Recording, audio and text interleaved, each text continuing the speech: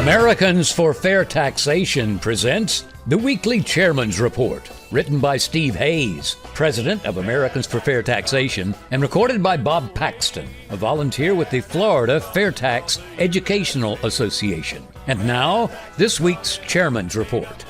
Hello, I'm Bob Paxton with the AFFT Chairman's Report for Friday, April 26, 2024. John Linder, a retired member of Congress, the original sponsor of the FAIRtax, and an AFFT Advisory Board member, published the following article on Fox News on April 19, 2024. 8 things that we could change about tax day forever. April 15th has just passed, and most of us are taking a breather, but it doesn't have to be this way. The FAIRtax Act, which has been before Congress for 25 years, would fund the government with no extra effort from any of us other than just paying a sales tax whenever we buy new goods or services. No one would ever have to know what we pay or when we pay. Well, what else would happen? 1. The economy would explode. Trillions of dollars offshore would be repatriated because there will be no tax event in doing so. A study shows that capital spending in the first year after passing the FAIRtax would increase by 70%. That increases productivity, and it's estimated that the GDP would grow in the first year by 10%. Now that begins to save Social Security and Medicare. Additionally, the ceiling on contributions to those programs disappears, and illegal immigrants in the underground economy start paying into the system as well. 2. Manufacturing would return to the U.S. Former Ways and Means Committee Chair Bill Archer often quoted an informal study of a large number of international businesses that are headquartered overseas. When asked what they would do in their long-term planning if we eliminated all taxes on capital and labor and taxed only personal consumption, 80% of them said they would build their next plant in the United States. But 20% said they would relocate their headquarters to the U.S. And it's totally border neutral, which would improve our exports as well as make us more competitive with imports whose taxes have been rebated. 3. Every family that is a legal resident in the United States would receive a monthly cash advance, a prebate we call it, that would totally cover the tax costs of spending up to the poverty line for that family. Poverty-level spending is defined each year by the government and to be the spending necessary to buy essentials. The prebate for a family of 4 would cover the tax costs on spending of $40,880. That would totally untax the poor, and in addition, prices would fall dramatically. A Harvard study determined that the embedded cost of the IRS at retail is on average 20% of the price. Example, it takes hundreds of companies to bring a loaf of bread to your table. These include oil companies, refineries, ore companies, steel companies, tractor and truck manufacturers, distributors, farmers, grain companies, bakeries, plastic companies, and retail stores. They're all involved. And each of them has labor costs, operating costs, rent, and tax costs. Now, the only mechanism available for any business to pay a bill is the price. And the only taxpayer in the world is the consumer who consumes the product and all of its embedded costs. So let's quit lying to the public. Stop pretending that businesses pay taxes and tax the consumer honestly and openly. 4. We would, for the first time ever, tax wealth instead of wages. For those worried that the rich won't pay their fair share, I note that all wealth is ultimately consumed, if not by the earner, then by the heirs. Even money contributed to charities is ultimately consumed and would be taxed under the FAIRtax. And if billionaire Elon Musk wants to move to a farm and grow his groceries and never pay taxes, we won't care. We just borrow his money and create jobs with it. 5.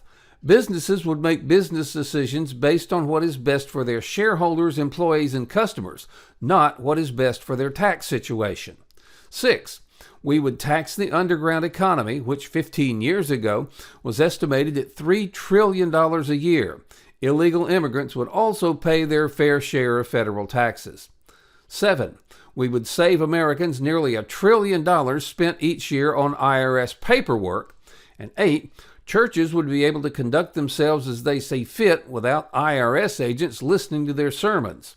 In 1954, Lyndon Johnson passed an amendment to the tax code that prevented 501c3 organizations from endorsing political candidates. It was aimed mainly at churches, and during the abuses of the IRS during the Obama administration, government agents did in fact attend some churches to monitor sermons. Now, the fair tax is not a crazy idea. It's been carefully studied, and it works. It is exactly the system in place in Monaco, for example, and billionaires who have armies of tax experts to game the current code also spend a lot of money and would pay more than their fair share. Now, we would be told that the fair tax would discourage charitable giving, but the Fricks, the Mellons, and the Carnegies gave away their fortunes before there even was an income tax to deduct from. The wealthy would continue to give charitably. So let's get serious about helping the American people. The fair tax would increase everyone's purchasing power by lowering prices when the embedded costs are driven out of those prices. It would increase everyone's take-home pay when all taxes on income are repealed, and give everyone peace of mind when the IRS is eliminated. And finally, the fair tax would give the American people the greatest gift we have to give: anonymity. No agency of government should know more about us than we're willing to tell our children. In conclusion, John has done his usual excellent job of cutting through all the nonsense spewed by the elites who want to keep control of us through the income payroll tax, and has stated why we need to end the present income payroll tax and replace it with the fair tax. Now, why would D.C. pass the fair tax and give up an almost unlimited source of donations? Well, they won't, at least not voluntarily. The only way they will is if the rest of us demand it. Isn't it time to end this ludicrous tax collection system and the IRS along with it? Now, there's going to be a vote on the fair tax in the House of Representatives. We now have the opportunity to force all members of the House to show where they stand. They can vote for the present income payroll tax system, or they can vote for the fair tax.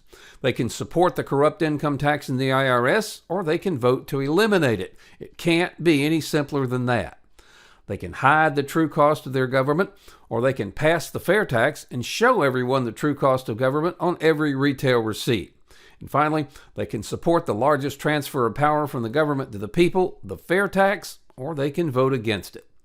Now, if members think the fair tax needs to be amended to address a problem, then they can propose the change.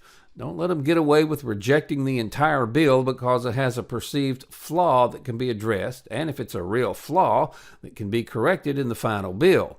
And don't think for an instant there aren't any flaws in the income tax. Help us bring about real tax reform and stop future IRS abuses.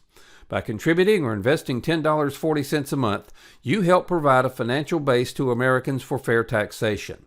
Now, if you can make larger contributions/investments, these will be used not for salaries, as we're all volunteers, but for the needed updates to our economic studies, which will be vital for all future years. Please go to FAIRtax.org to invest in AFFT and help us pass the fair tax. It's an investment in your and your family's future. This has been the Weekly Chairman's Report, written by Steve Hayes, President of Americans for Fair Taxation. Check back every week for news and information about the fair tax, and learn why the fair tax should replace our antiquated federal income tax system. If you'd like to receive a copy of the Chairman's Report in your inbox every week, sign up at FAIRtax.org.